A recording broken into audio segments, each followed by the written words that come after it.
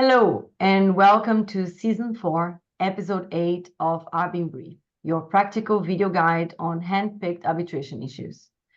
ARBinBRIEF is produced in collaboration with the 𝗔𝗥𝗕𝗙, and Season 4 is sponsored by the American Arbitration Association. My name is Vanessa Meireles Schilling, and I am a part of the ARBinBRIEF team and a Brazilian and Portuguese lawyer practicing international arbitration with Luther in Hamburg, Germany. I have the pleasure of moderating today's episode on corruption claims in commercial arbitration. Our discussion today features Lucinda and Johanna Büstgens. Lucinda is a partner at Low & Kinnear Dispute Resolution in Washington, D.C. She's an American lawyer with more than 40 years of international legal practice experience as counsel, expert, and arbitrator in a wide variety of industries and geographies. Her arbitration experience includes both investor-state and commercial disputes. Lucinda chairs the board of directors of the Coalition of Integrity, formerly known as the Transparency International, USA, and is also a member of the U.S. Secretary of State Advisory Committee on International Law. Dr. Johanna Büstgens is a counsel at Hannefeld in Hamburg, Germany. She's a German lawyer with experience as counsel in arbitration and state court proceedings, and as arbitrator and a secretary to arbitral tribunals in large volume and complex proceedings. The focus of her practice is energy law, construction engineering, international trade and distribution law, and international commercial and sales law. Now to our discussion. Allegations of corruptions, that is, of bribery, fraud, or unethical behavior, may impact commercial arbitrations at different stages and in different respects. It may arise during the arbitration proceeding in relation to the set of facts of the dispute and the claims and defenses made by the parties. In parallel proceedings before state courts and related to the behavior of the arbitral tribunal itself, or once the arbitration has been concluded and an award has been issued. Courts may be confronted with allegations to set aside the award due to acts of corruption occurred during the arbitral proceeding itself. Today, given our time limitation, we will mainly address the first kind, those claims of corruption that arise during the arbitration proceeding and brought before the arbitral tribunal. Johanna and Lucinda will address in which context these claims appeared, how parties and arbitrators deal with them in different jurisdictions, and what the arbitration community has been doing to try to address the difficulties of dealing with these claims. Now, Johanna, let's set the scene. How do corruption claims arise in commercial arbitration? What kind of corruption-related issues do we often encounter? Yeah, thanks, Vanessa. Thank you, first of all, for having invited me. I'm very happy to do this episode with you. So in the past, corruption allegations have been mostly used as defense by respondent at different stages of the arbitration, as you just pointed out. They often either related to a contract for corruption, that is a contract whose real object and purpose is the corruption of foreign public officials. Then second, to a contract tainted by corruption, that is a contract actually procured by corruption, or to the arbitral proceedings themselves. But we want to focus, as you said, on the first two types of contracts here. And maybe I can give a case example. Some examples? Yes, right. I brought some case examples with me in order just to illustrate what these contracts are. So a case example concerning a contract for corruption is the famous ICC award number 1110 of 1963, which was actually the first award which reported corruption in arbitration. And here the parties concluded an agreement which foresaw that claimant, an Argentinian engineer with influence in certain governmental circles, would promote the placing of an order with respondent, a company supplying electrical equipment, and that in turn claimant would receive a commission for these services. Eventually, claimant then initiated arbitration proceedings against respondent and argued that although it had fulfilled the agreement, respondent refused to pay the commission. And this case is special insofar as respondent actually did not raise any corruption allegations in defense. It merely argued that the contract was not fulfilled because no orders had been placed. Nevertheless, the sole arbitrator here acted on its own motion and ultimately denied his jurisdiction over the dispute because of this immoral object of the contract. So this was a contract for corruption. And then maybe a short case example relating to a contract tainted by corruption. This would be Vantage Deep Water Company versus Petrobras. That was an ICDR arbitration. And in this case, the parties had concluded a contract for the performance of offshore drilling services, so a normal service contract. And Petrobras, the respondent, then attempted to terminate the contract, and Vantage, in response, commenced arbitration proceedings. In this arbitration, Petrobras then argued that the contract was actually null and void because it had been procured through bribery. However, the arbitral tribunal found in favor of Vantage because it argued that Petrobras had actually ratified the contract after it had become aware of the bribery allegations. And it was therefore stopped from claiming that the contract is null and void. And also the enforcement court later on at the stage of the enforcement proceedings found that for this reason, the final award did not violate public policy and could be enforced. Oh, really nice. In these cases, it's always very difficult to prove corruption, that corruption occurred, and as in many other illegal cases.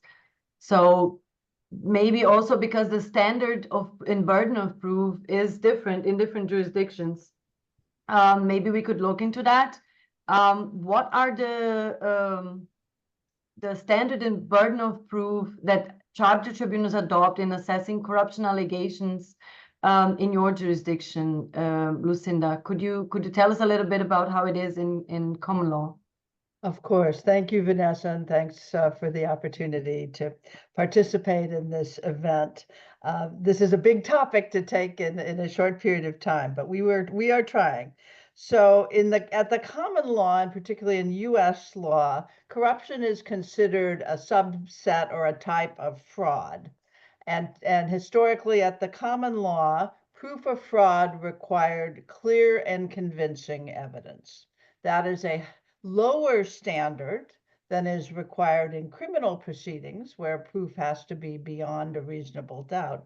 But it's a higher standard than is typically applied in civil proceedings, which is based on a preponderance of the evidence.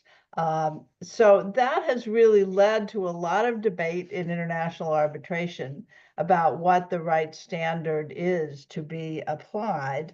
And of course, this highlights the relevance of the governing law. But I think it's a very unsettled issue at this point, whether there should be a heightened standard of proof for arbitration. As to the burden of proof, the burden is typically on the party that is asserting the claim or the corruption defense, as Johanna said.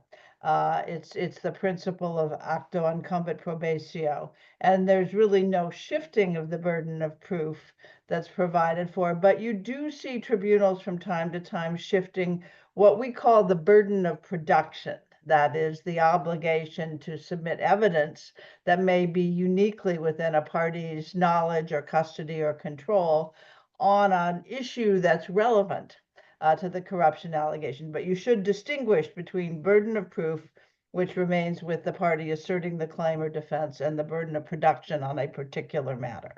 So that's how it works in the common law. Is that similar in civil law tradition, and more specifically in Germany, Johanna? Yes, I would say it's quite similar. So maybe with regard to the burden of proof, first of all, also under German procedural law, the burden of proof generally lies with a party asserting a fact that is favorable to their claim or their defense. And so in cases where the evidence is incomplete or ambiguous, the party bearing the burden of proof will typically lose.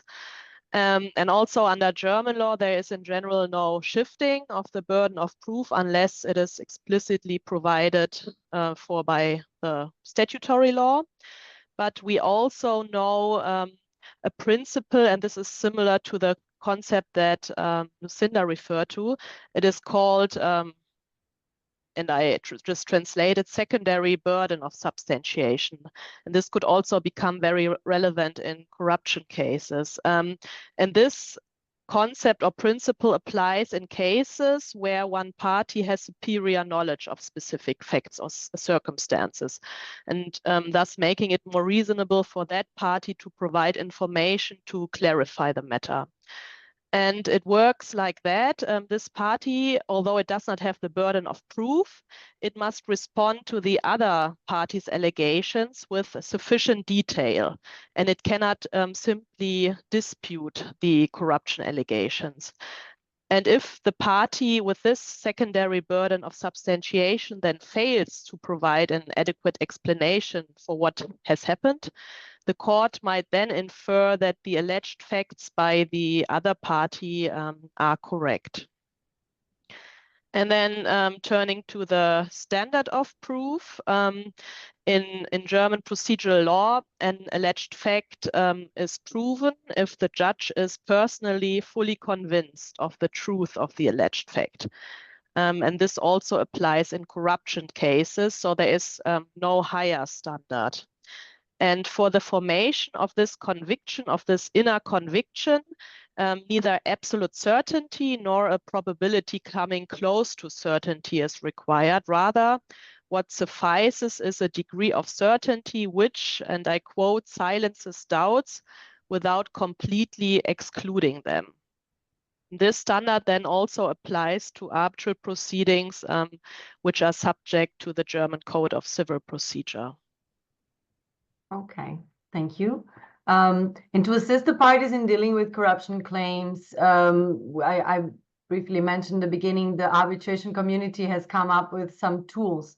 And one of these tools was a task force by the ICC that recently released a bulletin on red flags and other indications of corruption, of which Lucinda was part of the committee. Can you tell us a little bit about this ICC bulletin, Lucinda, what it is, what it's not, what it contains? Of course, happy to do so. So because of some of the challenges of proof in cases of corruption, parties often resort to referring to red flags as a basis of establishing corruption.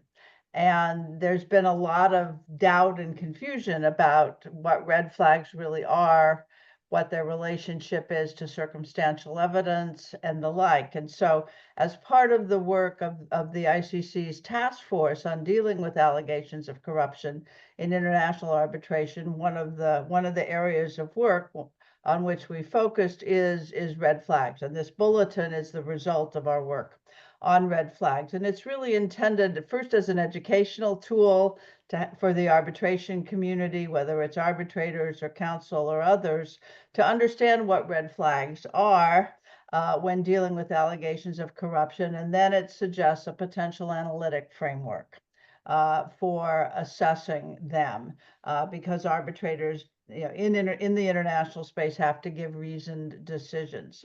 So first, the first part of the bulletin is really more descriptive. It talks about the origins of red flags in the criminal law, in the U.S. Foreign Corrupt Practices Act in particular, how they've been imported into the civil law context, and discusses the relationship between the criminal and civil law.